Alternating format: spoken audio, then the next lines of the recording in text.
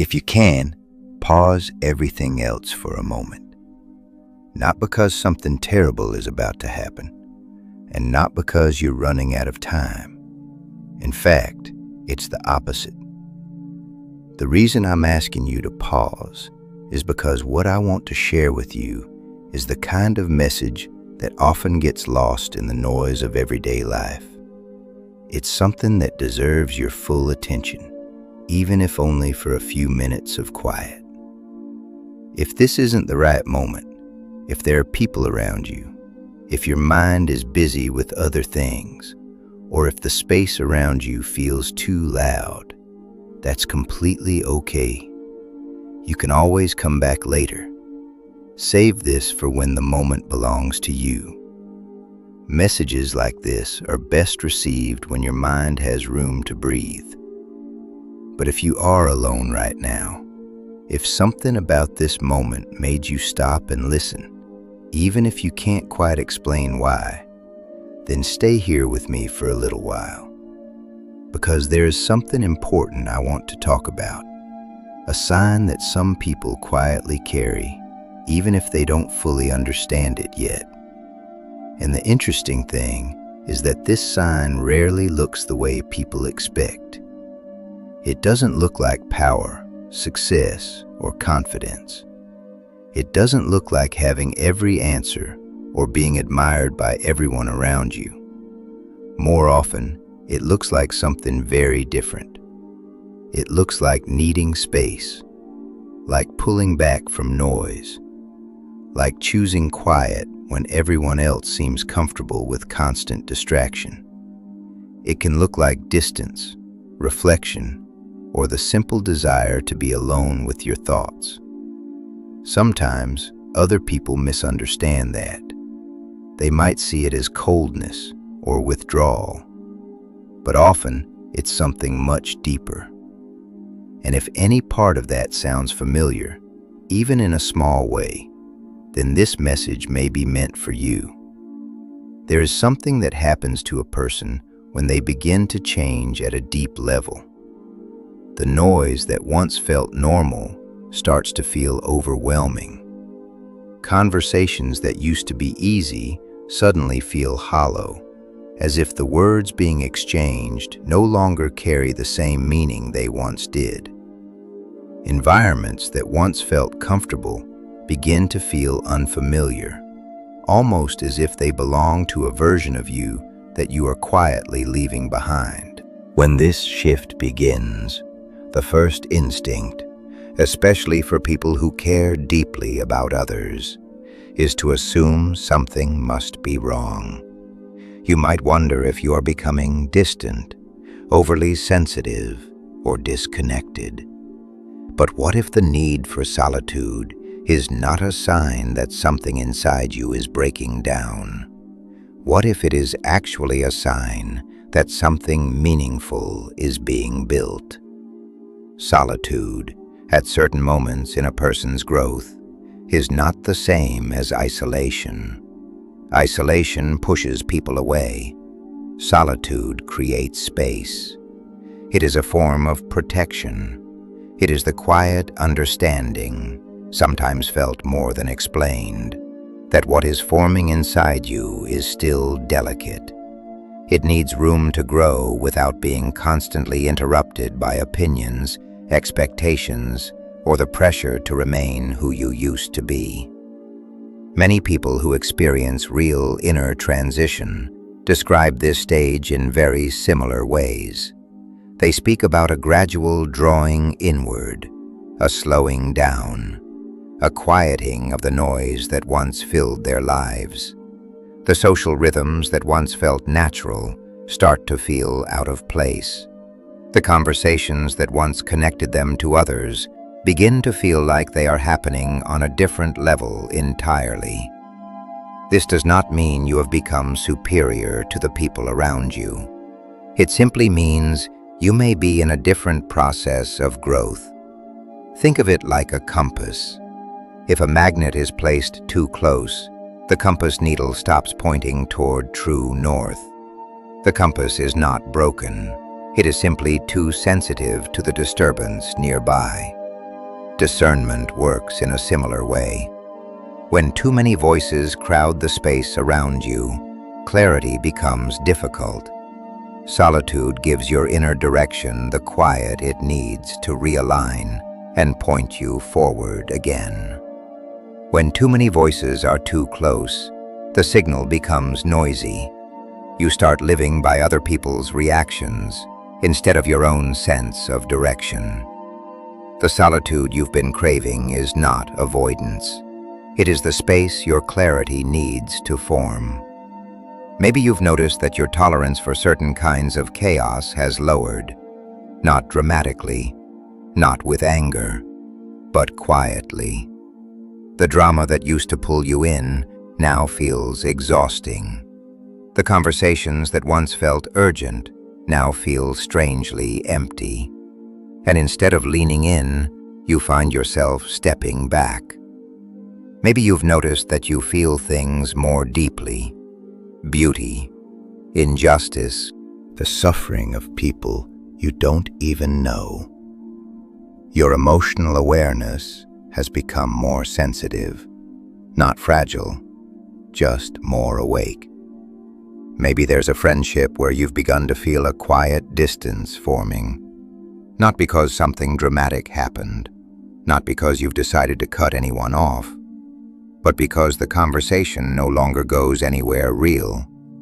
You leave feeling emptier than when you arrived. Maybe at work or in your family, you've started to feel a different kind of tiredness. Not the tiredness of not trying hard enough, the tiredness of trying too hard for too long, in a direction that no longer belongs to you. These are not signs of failure. These are signs of transition. When a person grows emotionally and spiritually, their internal alignment shifts. What once felt tolerable begins to feel misaligned. What once felt comfortable begins to feel constraining. And what once felt like belonging begins to reveal itself as performance. A version of yourself you maintained to meet expectations that were never truly yours. As you move through this transition, you may also notice something about the people around you. Not everyone, but some people will push against the edges of who you're becoming. Sometimes intentionally, often without realizing it. It might show up as a comment that seems small but carries weight. A question about why you've been quieter. An observation about how you've changed. These moments are not attacks. They are information. They reveal patterns. Discernment is not paranoia. Paranoia assumes dark motives everywhere. Discernment simply watches patterns over time. It doesn't ask, what does this one comment mean? It asks, what does this repeated pattern reveal?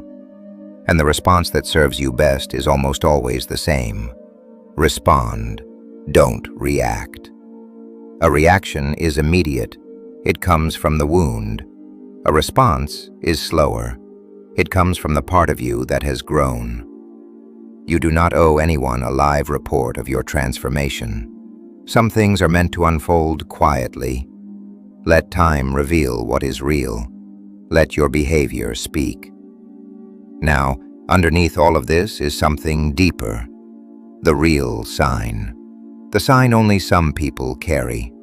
It is not a gift you are simply born with.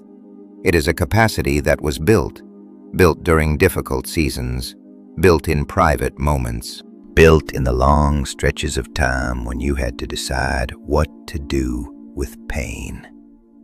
Because pain always presents three options. The first is suppression. You push the pain down and keep moving. You perform normalcy.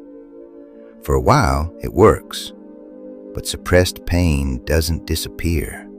It moves underground, and from there, it shapes your reactions without your awareness. The second option is discharge. Pain moves outward, into relationships, into impatience, into sarcasm, into subtle forms of pushing people away. Discharge can feel like relief, but it transfers the wound instead of healing it. The third option is processing, and this is the rare one. You sit with the pain. You don't hide it. You don't throw it onto others. You allow it to move through you honestly.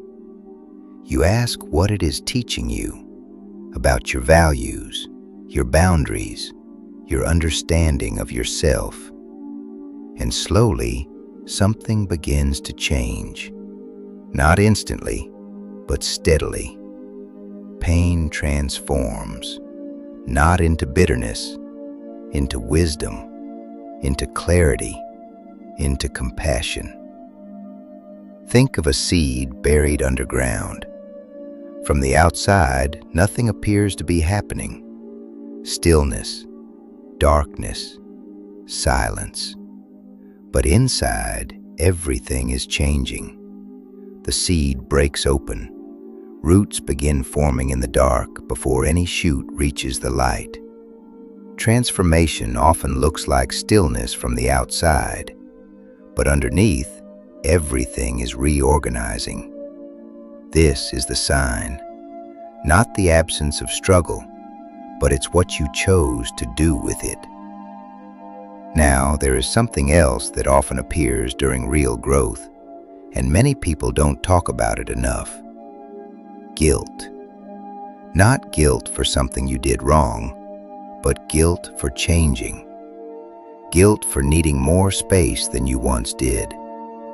Guilt for realizing that certain dynamics, habits, or expectations no longer fit the person you are becoming. When you begin to grow in awareness, your life naturally begins to rearrange itself. Some conversations shift, some roles loosen, some patterns quietly fall away. And when that happens, it is easy to feel as though you are abandoning something or someone. But boundaries are not betrayal. Distance is not cruelty. Outgrowing a pattern that harms your well-being is not abandonment. It is honesty.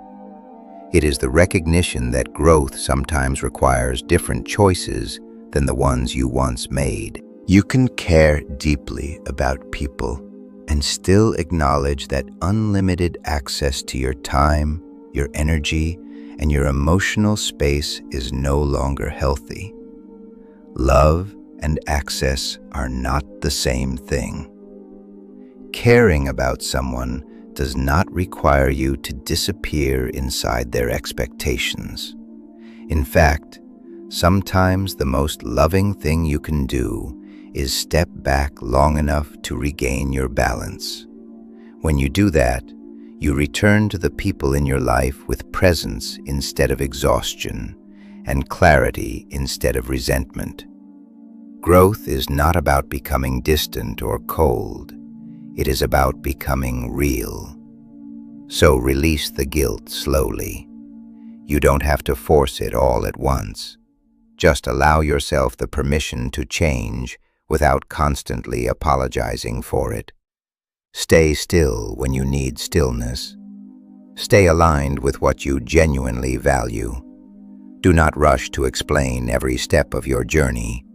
Some things need time to fully form before they can be understood. Protect your peace quietly, with intention. And whenever possible, choose maturity over reaction. And remember this, the sign you carry is not the absence of struggle. It is what you chose to do with the struggle. Before you go, sit with one question. What are you releasing in this season? What are you finally allowing yourself to lay down? An old role, an old pattern, an old version of yourself. You don't have to answer out loud, just sit with it. If reflections like this resonate with you, there will be more conversations like this here. Take your time and continue the quiet work of becoming.